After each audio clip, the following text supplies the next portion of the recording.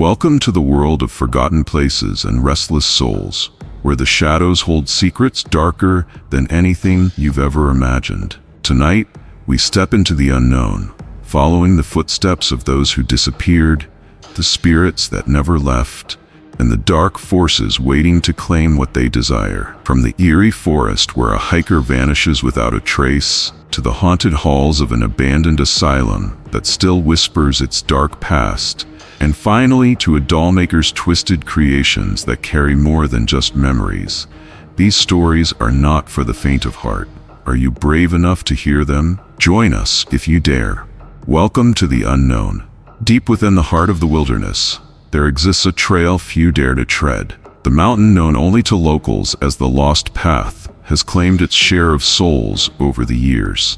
It's a hike like no other, where the line between the living and the dead blurs.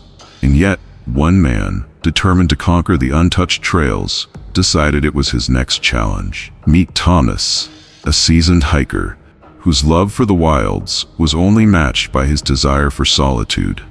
For days, he prepared, mentally, physically, and with the latest in hiking technology. Nothing, he thought, could go wrong. On the morning of his journey, the sun broke through the clouds, casting a golden hue on the dense forest below. With a full pack and a determined grin, Thomas stepped onto the trail, unaware that this would be the last time anyone would hear from him. As the hours passed, the vibrant beauty of the trail became haunting. The trees, tall and ancient, whispered secrets on the wind. Thomas, ever the explorer, dismissed these strange sounds as nothing more than the forest's natural symphony. By noon, the path grew more difficult. Jagged rocks and uneven ground forced him to focus. Yet, as he navigated through the thick woods, something caught his attention. A set of footprints, fresh, interrupted the otherwise untouched trail. Curious, Thomas crouched down to examine them. The footprints were larger than his, heavy and deep, as though made by someone or something much larger. But there was something else, something that sent a chill up his spine. The footprints led in the wrong direction, off the trail, as if the hiker had simply disappeared mid-step. As dusk approached, a strange unease settled over Thomas. The whispers, almost imperceptible at first, grew louder, filling his mind with thoughts of unseen eyes watching him from the shadows. The hairs on the back of his neck stood on end. It felt as if the forest was alive, and not in a comforting way. At first, he thought it was just his imagination. But then, something happened. He heard a voice, clear as day, calling his name. Thomas, Thomas. His heart raced. He spun around looking for the source, but there was no one. Nothing but the trees and the ever-growing darkness. Frustrated but more determined than ever, Thomas pushed forward. But the further he ventured, the more the forest seemed to twist, as if trying to keep him inside its maze. The trail disappeared, and with it, any sense of direction. What should have been a well-marked path was now a confusing labyrinth of trees and underbrush. By nightfall, he stumbled upon something unusual. A small clearing appeared before him, one he had not seen on the map, a campfire pit, cold and abandoned. A flicker of hope lit up in Thomas's chest. Maybe someone had been here before. Maybe they had set up camp. But as he moved closer, his heart sank. A tattered backpack lay next to the fire pit, its contents scattered across the ground.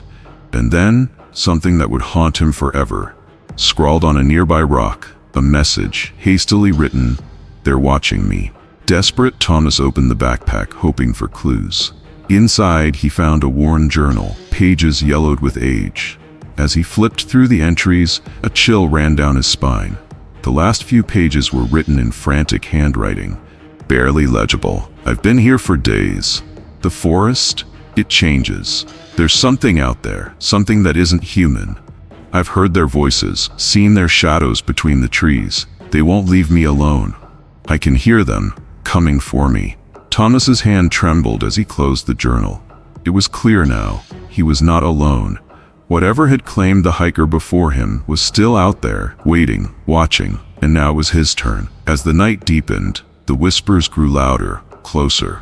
The wind began to howl, and the trees seemed to close in around him. Thomas's mind raced. He needed to leave, but something held him in place. Panic set in. His heart thudded in his chest as he tried to find his bearings, but the forest was no longer a place of safety. It was a trap. Suddenly a figure appeared in front of him, just within the trees, a shadow moving between the trunks. Thomas froze, unable to move, unable to speak.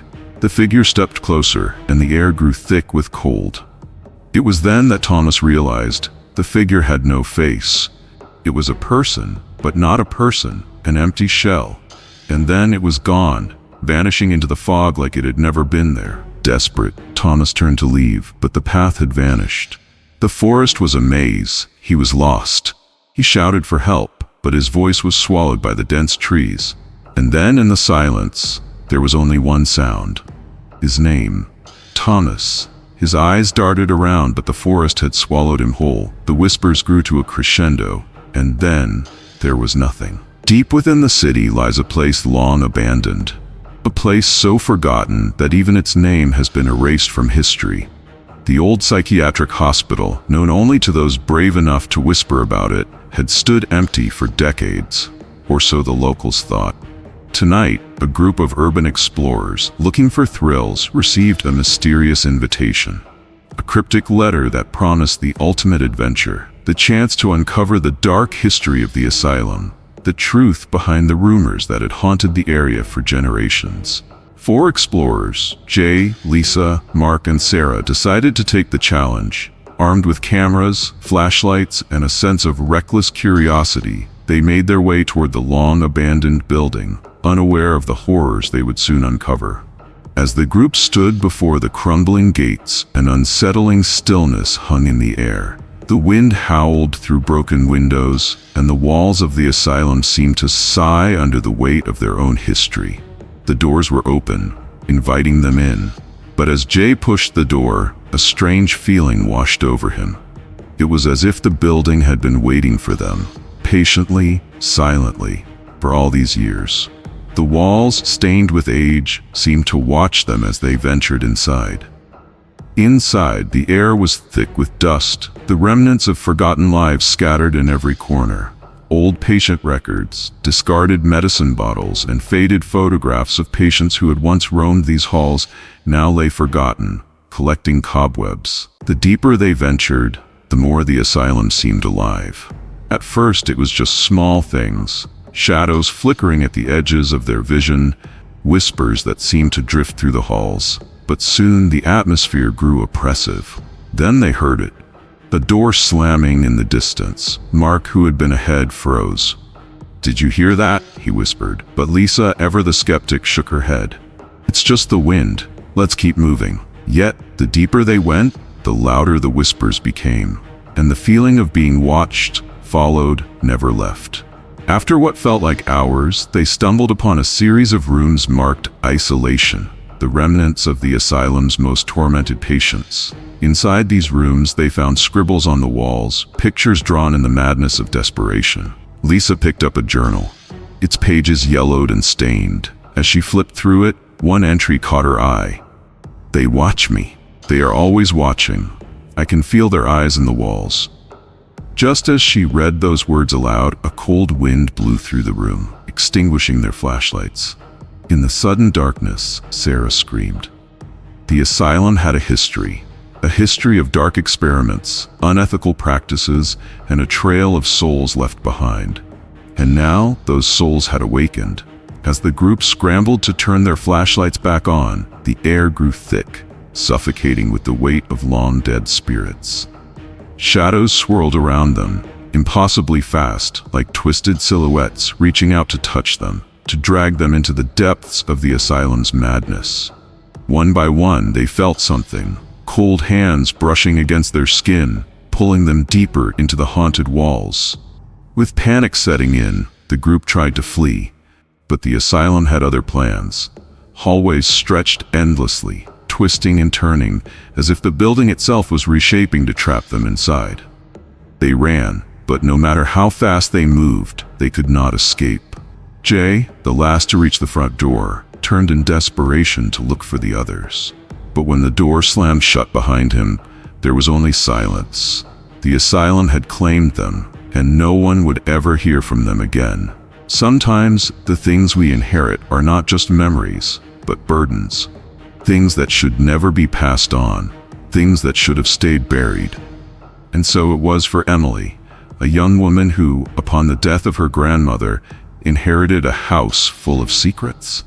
As Emily sorted through the belongings in her grandmother's old house, she found herself drawn to the attic, a place she had been warned never to enter as a child. But now, with her grandmother gone, there was nothing stopping her. Up in the attic, hidden beneath layers of forgotten furniture, she found an old wooden chest, intricately carved with strange symbols. The chest seemed to call to her, beckoning her to open it. Inside the chest, Emily found dozens of dolls, strange, lifelike creations with glassy eyes that seemed to watch her every move. But one doll caught her attention more than the others. It was a doll with no head. The body was dressed in an elaborate gown, and the porcelain face was missing. She felt a chill as she reached for the head, which was lying next to the body. The moment she attached the head to the doll, a sudden coldness filled the room.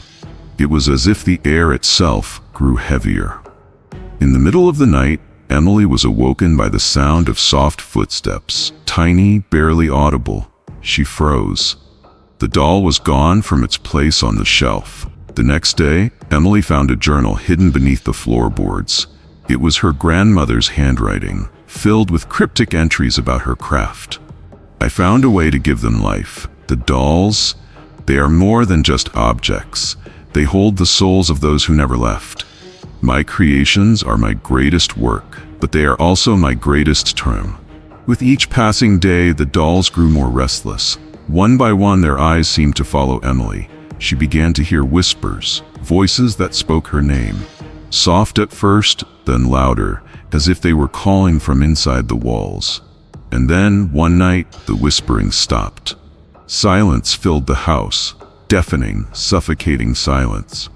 Emily's fear reached its peak when she realized the dolls were not just watching her. They were waiting. They were waiting to claim her, just as they had claimed her grandmother's soul before her. The dolls closed in, their porcelain faces twisted with an unnatural hunger, and as the clock struck midnight, Emily was never seen again. All that remained was the house, silent, cold, and filled with the souls of the dolls, forever waiting for the next victim to come home. 3 tales of terror, each one more chilling than the last. The hiker lost in the woods, the asylum that traps souls within its walls, and the dollmaker whose creations were never meant to be brought to life. These aren't just stories. These are warnings. Warnings of what happens when you wander too far, when you disturb the dead, or when you unknowingly awaken something that was never meant to stir. Next time you venture into the unknown, remember these stories. Be careful what you touch, where you walk, and who or what might be watching from the shadows. Thank you for watching. Don't forget to like, comment, and subscribe if you dare.